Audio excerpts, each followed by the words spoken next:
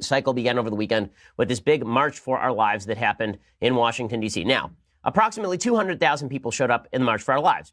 It's a good number. It's a solid number. Okay, the March for Life in 2012 had 650,000 people who showed up to it. Was the media coverage blanket the way that it was on Saturday? Now, listen, I don't think that this is about the kids at Parkland. Kids are kids. Some of them say smart things. Some of them say dumb things. And just because some tragedy fell upon them doesn't mean that they suddenly have expertise on guns, for example.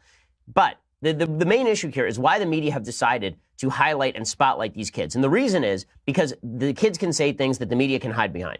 The high school kids who don't really know much about guns, don't know much about gun control, but can speak with passion and verve and are attractive on camera, they can say things that the media want to say, but know that they would be bashed about the ears for saying because they are supposed to be objective. And so what the media do instead is they put all of these kids on camera for hours at a time and then claim that if you criticize what these kids are saying, they're actually criticizing the experiences of these kids.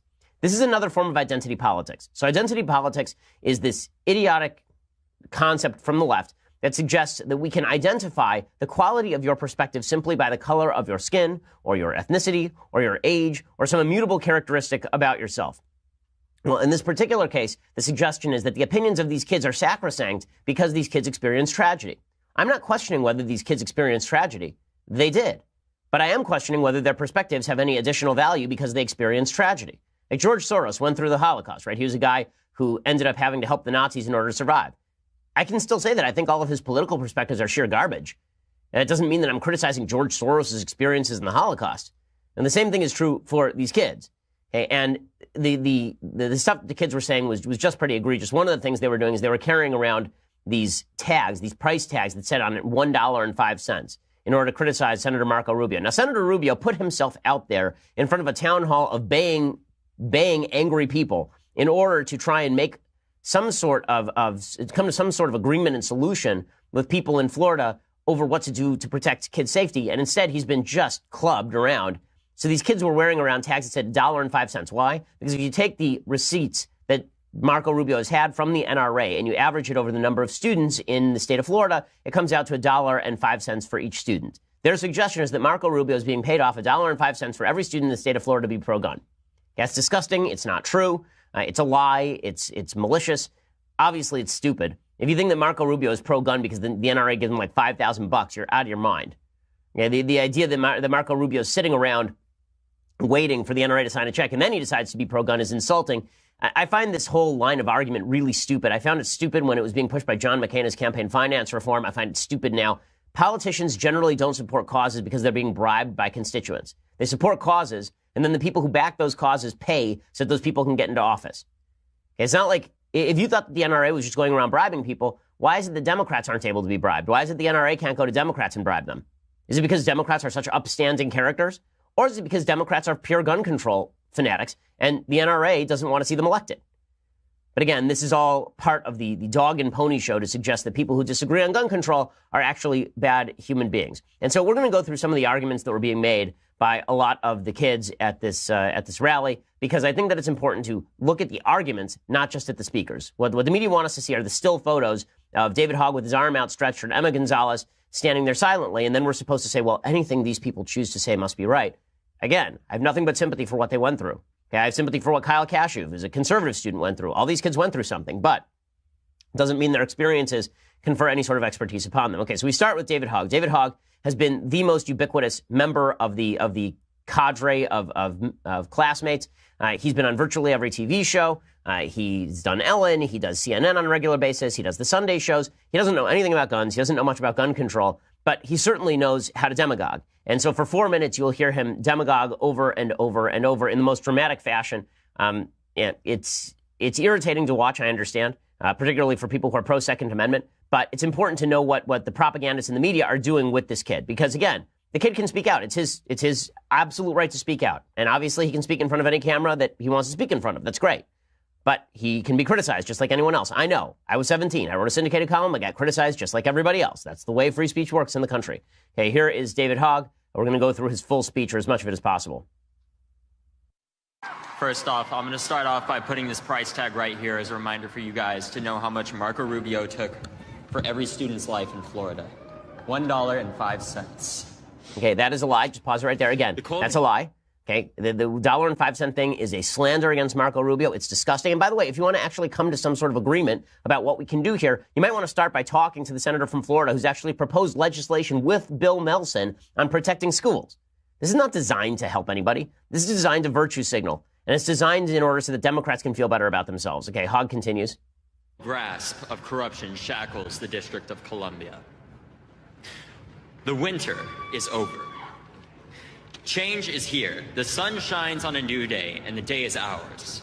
I don't know what that means. For the first-time voters show up 18% of the time at midterm elections. Not anymore. Well, I mean, we don't know the stats yet, so there's that. Now, who here is going to vote in the 2018 election? If you listen real close, you can hear the people in power shaking. They have gotten used to being protective of their position, choosing the safety of inaction. Inaction is no longer safe. And to that we say, no more. Okay, pause right there for 1 second. Okay, I just want to point something out. The generic ballot over the weekend closed to about 5 points. It had been up to 12, I believe. One of the reasons it's closing is because Republicans are looking at this kind of demagoguery and they're saying, fine, I'll go out and vote. Right before, the question was, would Republicans go out and vote in any significant numbers? And there is no reason to think Republicans would. It's an off-year election. There's no real galvanizing issue. You want to galvanize Republicans, tell them that you're going to take away their guns and that they're evil people who want to murder children if they don't let you take away their guns. You want to know why that ballot gap is closing? It's because every time the media decide to go on a crusade against Second Amendment rights, there are a bunch of Americans say, fine, I'll finally get off my duff and go vote. Okay, so before David Hogg declares victory, especially on the gun control issue, he should recognize a couple of things. One, Democrats in power have not passed any gun control. Barack Obama passed zero gun control between 2009 and 2011 when he had full control of Congress. And two, Republicans are actually going to show up in broader numbers thanks to this sort of demagoguery than they would otherwise. Okay, we can continue. 96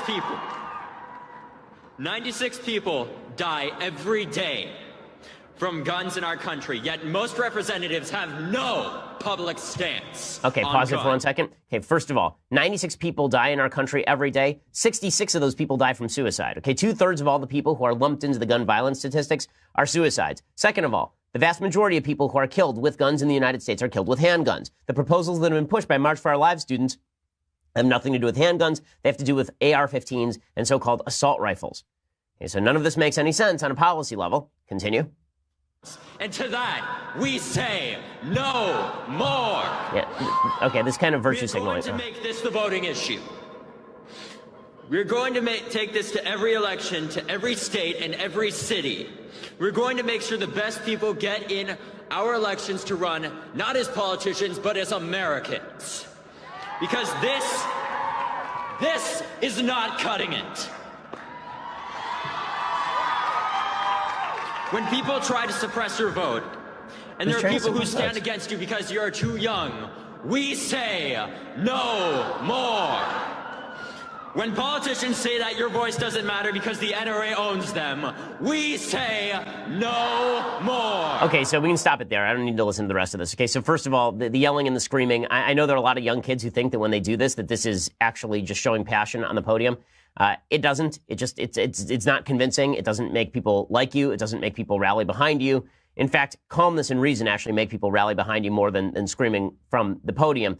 Again, this whole thing that the NRA owns politicians, it's just not true, but I guess that's not the point. The point here is, of course, to demagogue the issue as much as humanly possible. It wasn't just David Hogg who did this. At the end of it, he gave sort of a revolution symbol. The person who did this the best, actually, I will say, Emma Gonzalez is the most skilled politician of these kids. Emma Gonzalez went up there. She spoke for about 1:20, and then she did a 5-minute just standing break, right? She stood there and she said, in tribute to my classmates, moment of silence, and the moment of silence lasted for 5 minutes, and then at 6 minutes, 20 seconds, she said, that's how long the shooting at our school lasted. That was effective theatrics. And she's actually good at this. David Hogg, not particularly good at this. Cameron Kasky is another one of the students from Parkland. Here's what he had to say. Again, this sort of language is not going to endear you to people you have to make agreements with on the issue of gun control. To the leaders, skeptics, and cynics who told us to sit down and stay silent, wait your turn. Welcome to the revolution. Okay, if you want to scare gun owners into going out and vote, tell them it's a revolution to take their guns. See how that's going to go. See how it goes when you tell a bunch of gun owners that it's a revolution to take away their firearms, which is really what they're talking about here. Again, all this stuff is great fodder for media members. It's not great fodder for actually fostering any sort of victory on the issue of protecting schools. By the way, the chances of being killed in a school shooting, I believe, in the United States are something like 1 in 614 million.